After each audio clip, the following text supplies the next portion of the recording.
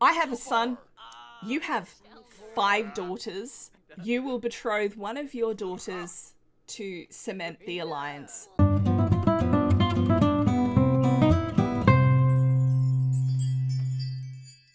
Hi, this is Cass from Aussie Cass Plays, and welcome back to the Royal Generation of my Medieval Legacy Challenge, and we are finally going to be reaching out to the werewolves in this part. It's happening. I've checked the calendar. There's not a full moon. There are birthdays coming up, but they probably won't be in this part. They're on Saturday. So the twins will be becoming teens, which is very exciting. We get to see Rhea become her full bookworm true self, and Sarah become, I'm hoping to give her the macabre trait. That'll be, like I said, probably in the next part, because we're going to be focusing on recruiting the werewolves to the war effort in this part. So I've had Lily take the day off school because she's the crown princess. She's coming along to be part of the negotiations. She's getting to the point now where he's starting to think about educating her. The school would not be as educational as the experience of going along and negotiating a truce, treaty, alliance, whatever. Well, it's not a truce, they're not at war, but an alliance with the werewolves. Like, that's real life lesson stuff for a future queen. So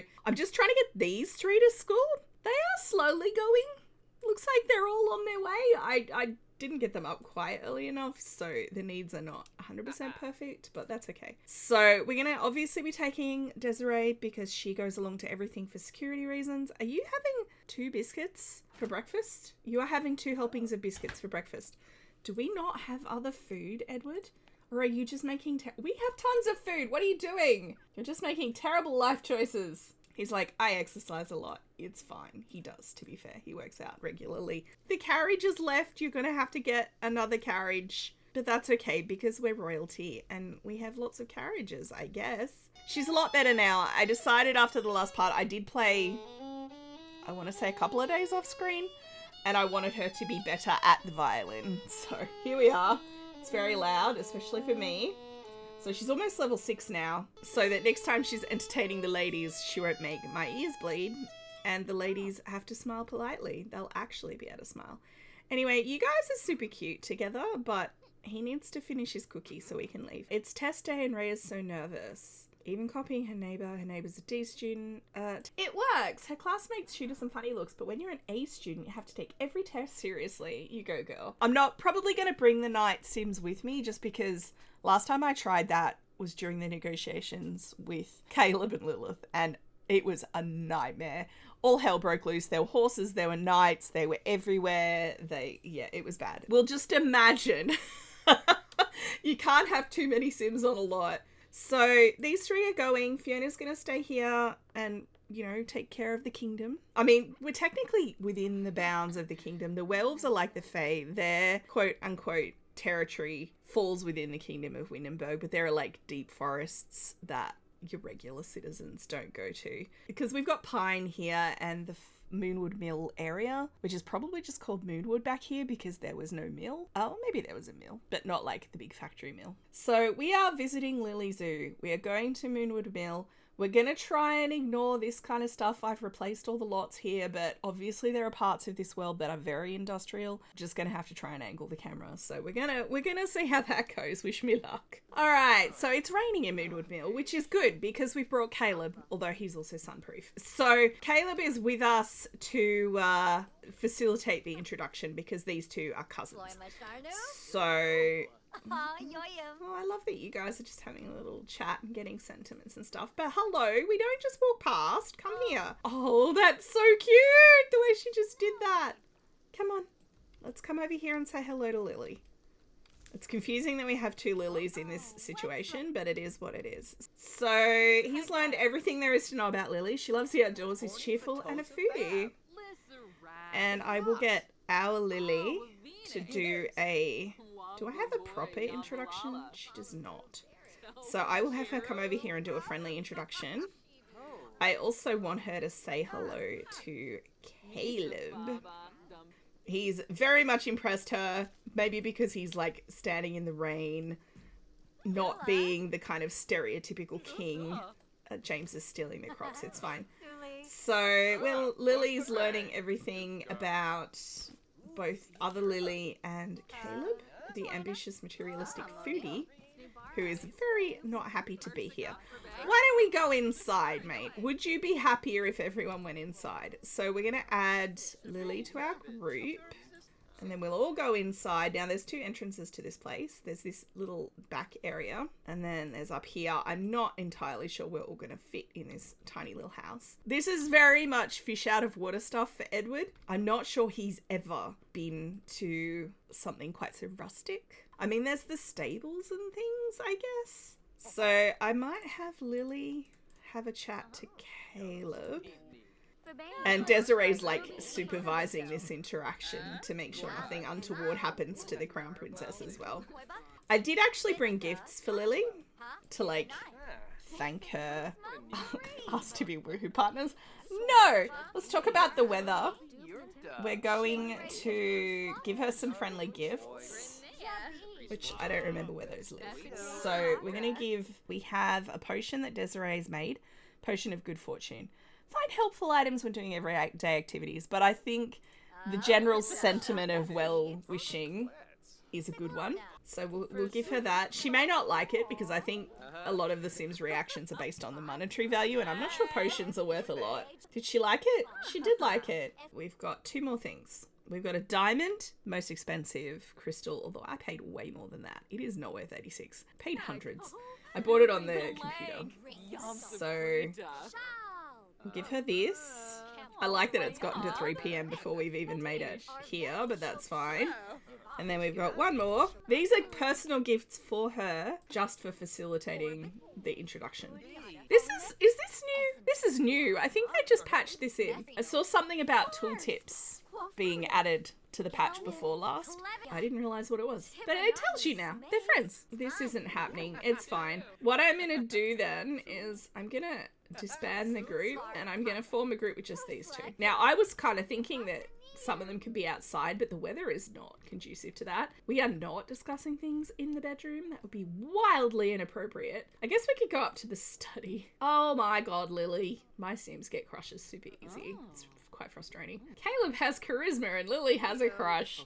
Wonderful. Basically, he's thanking her for agreeing to see them and asking, obviously you're aware Desiree's told you that we want to facilitate a meeting with the head of the werewolves. I've called him a lord because I didn't have that many characters to play with, but he's like the chief alpha, if there's such a thing. Like Lord Alpha. I'm not sure what you'd call it, but the alpha of the alphas. And it is Gregorius Lundvik. So I also had to slightly change the spelling of his name because he had 3 G's in his name and he now has 2. But she's saying she can do that. She does know him.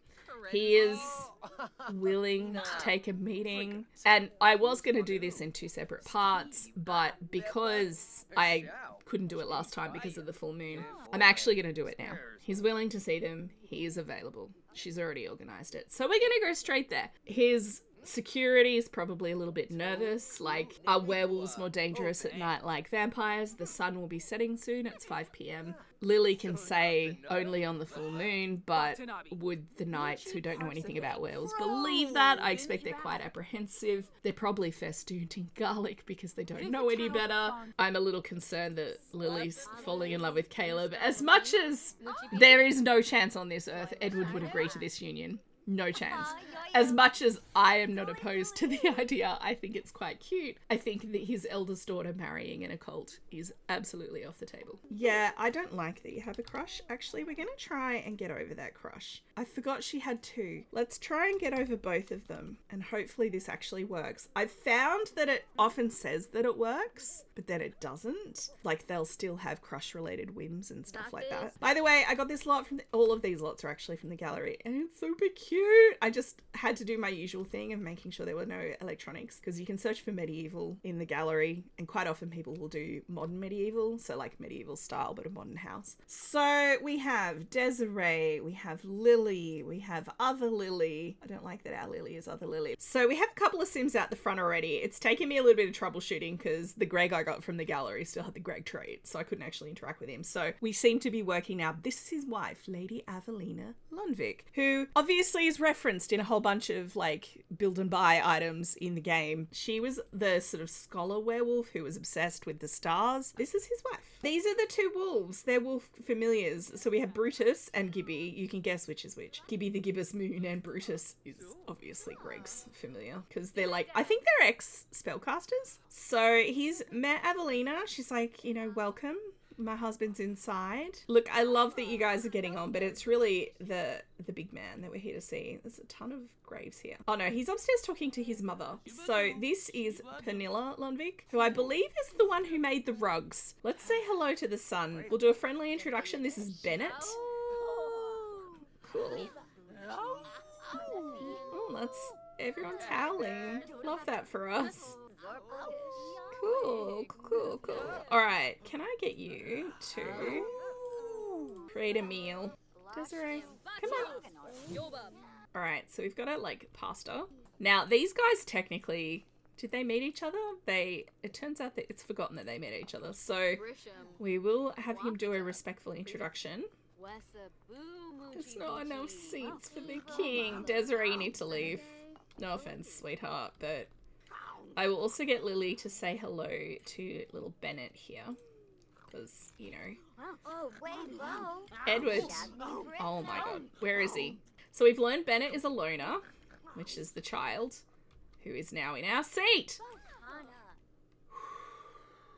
It's fine. I love dealing with multiple Sims. It's great. Pleased to meet you, Lord Greg. He is a loner, mean, and hot-headed. Now, you'll see I dropped a G here. He had a double G in his name. Now, I'm curious to see what their first impressions and everything are to each other. He thinks Greg is untrustworthy, but Greg is impressed. Amazing cat ability and obviously good friends because everybody loves my boy, Edward. Which is great because they can now start paying taxes. This is the conversation they're going to have. I tried to get Evelina to come up here, but she flatly refused. It's fine. These guys are exchanging pleasantries and talking about how they both hate vampires and agreeing that vampires are bad and Vlad is the worst and not all vampires are bad because Caleb and Lilith are okay, but Greg's kind of more on the I hate all vampires train even than Edward. He'd get on quite well with a lot of the more militant nobility in Windenburg because he obviously has a bit of a thing about vampires. There was a reason Caleb didn't come with us. He's quite intolerant of vampires in general, but most werewolves are, to be fair. Lily Zoo is the exception. So this is the conversation they're having. And Edward's saying, well, since we're on the same page on the vampires and you guys are already kind of, things are tense between you. We're close to winning. We've pushed back Vlad's armies, but the final push, we need help. Like, more help would benefit us. We can provide financial assistance. And Greg's saying, my concern, and bear in mind Greg is like hot-headed and quite full of himself and fairly intolerant. He's saying that his concern is that although King Edward himself seems to be fairly tolerant of werewolves, Windenburg has a reputation, which it does, to be quite anti-occults because of the Order of the Watcher, which is very anti-occult. And he would need more than financial assistance in the moment to tie his people to the kingdom, because he's like, I don't trust you guys, basically. I trust you, Edward-ish. I mean, they're best friends now, so they trust each other, but I'm willing to trust you, but I'm not willing to trust your people. I've heard, for example, people like Richard Goth, very anti-occult, although he's passed now, but still. And the church having such tendrils all through the kingdom and being so bigoted. So it's understandable, right? You can see where Greg's coming from. But what he's saying, and this is the bit Edward's going to need to have a think about and talk to his wife. He's saying, I will agree to an alliance between... Oh, unflatty. No. I will agree to an alliance between my people and yours... with one condition. She's getting angry because maybe she can see where this is going. I have a son. You have 5 daughters. You will betroth one of your daughters to cement the alliance to my son. And when they're old enough to be wed, then your daughter will come here and live with us, give birth to werewolf babies, to carry on the werewolf line. He's talking about love. She will give birth to pups that will be, in due course, my heirs. And then your kingdom will have a reason to, you know, when your daughter inherits, for example, will have a reason to continue the alliance because they will also be your people. Edward's pretty shocked by this. He's flat out ruling Lily out. Partly, I mean, the age gap wouldn't be... Can we not have a firelight out? The age gap notwithstanding, she's probably like 2 years older than Bennett. It's not the end of the world. Obviously, it's big in the Sims at the moment because he's a child. But Edward's saying no to that out the gate because he does not want a prince consort. What are you doing? Was she smelly? What's happening? He doesn't want his heir, his grandchild heir, to the kingdom to be a werewolf, and he doesn't want a werewolf running around the kingdom. And Greg's saying that's fine because I acknowledge that Princess Lily's consort would need to live in the city, and that, you know, that's not the life Bennett would want. That is not the life I want for Bennett. He needs to stay here. But he's like, you have 4 other daughters, so that is my condition. We will help you against the vampires, but you have to marry one of your daughters when they come of age, which means a teenager. They have to marry Bennett. Realistically, it's the twins that Greg doesn't really know anything about any of the girls, but given one of them's a toddler, it would be too long a wait for the war to wait for Ava to age up. Grace is a child, but she's a young child, so it would be several years, whereas, like I said to you guys, it's the twins' birthdays actually tomorrow. That is the offer that he's made. I think you should say a cheerful introduction to your potential future daughter's grandmother. Oh, hang on, Brutus. Anyway, so that is the deal. I'd love to hear what you guys think. I think Edward is inclined to say yes, as harsh as it is, to be like, sure, I'll marry off one of my kids for an alliance. He's a king, and that's what kings do. So we're going to take the guys home. By the way, apparently we're industrial now, which I really love. I assume that's what that smog means. I loaded in and it said we were neutral, so I'm a little confused. We are very close to industrial, to be fair, and going up. So it might happen. I may have to do something about that just because... Oh, did I bring Greg? I did not mean to bring Greg. You can go home. I do want him to have a chat to Fiona, who's standing upstairs listening to one of her children. These guys can have a chat once most of the kids have left for school. They're not going to discuss this in front of the girls. Really, it has to be Rhea, Sarah, or Grace. Rhea and Sarah would get the most immediate outcome for the war. That'd be a pretty young marriage because they'd be like 14. Even Edward was older than that and he got married pretty young. I don't think any of our teens have been married quite that young. They've usually been closer to 16. But again, immediate war effort results, right? I'd love to hear what you guys think. It's definitely happening. I think he has to do it. And like I said, as much as I personally find the idea super icky, I mean, Bennett's not a bad kid, but as much as I find the idea super icky of marrying a child off for any reason, it is how it was done. The question then is who out of the 3 of them? Rhea is our bookworm. I was talking about her being a skeptic, which would be quite funny. She's lazy at the moment. I'm going to make her a bookworm when she's a teen. So that will be her. We have the self-assured child who will be macabre.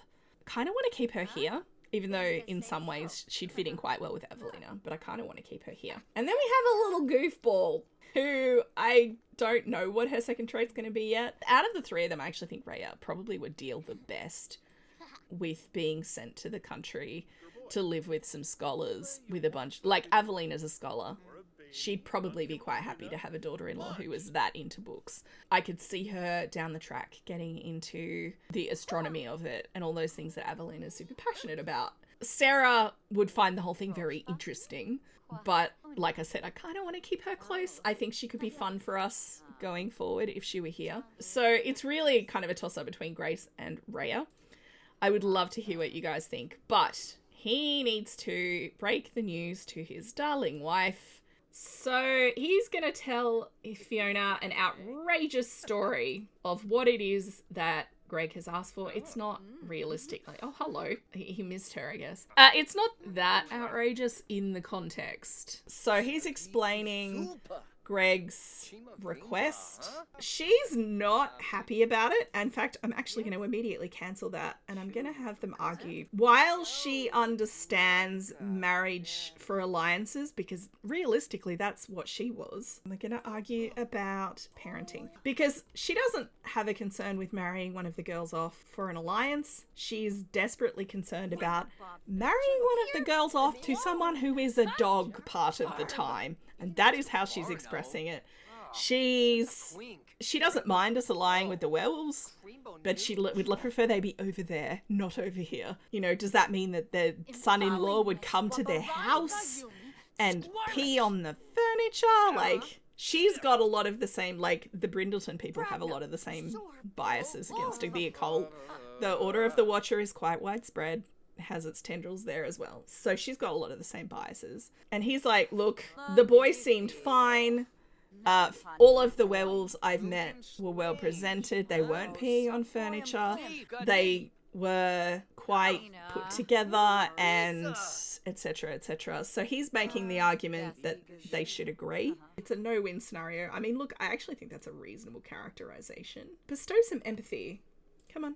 Bestow some empathy. Look, we have a nanny. We have so many people that can look after the baby. Just let them deal with it for 5 minutes, okay? He's like, look, I know it was hard for you when you came here. Whichever daughter we picked, like whichever of the girls we sent, would have some of the same issues. And in fact, some ways it would be worse. In some ways it would be better because she would be in Windenburg. She would be closer. Fiona has a long travel, like, to go home. She didn't go home for her father's funeral. She basically hasn't been back. Now, you, my guy, are not reading a book right here. So he's basically saying she would be closer to us. To be perfectly frank, if whichever girl it was said that she couldn't abide staying there, we'd come up with something. I'm not going to send off one of our daughters and abandon her completely. Like, we're not cutting her loose. She's not going to be gone out of our reach. The werewolf kingdom, or the werewolf territory, is within the kingdom. And I have a big army. You're literally just standing on opposite sides of... I mean, the door is impenetrable. How could you possibly kiss? Anyway, it's fine. I'm actually going to have these guys. Woohoo. Because Fiona is... Because she's insecure in the relationship. She's very physically needy because she's jealous. Lily, how are you going? I'm going to turn that off.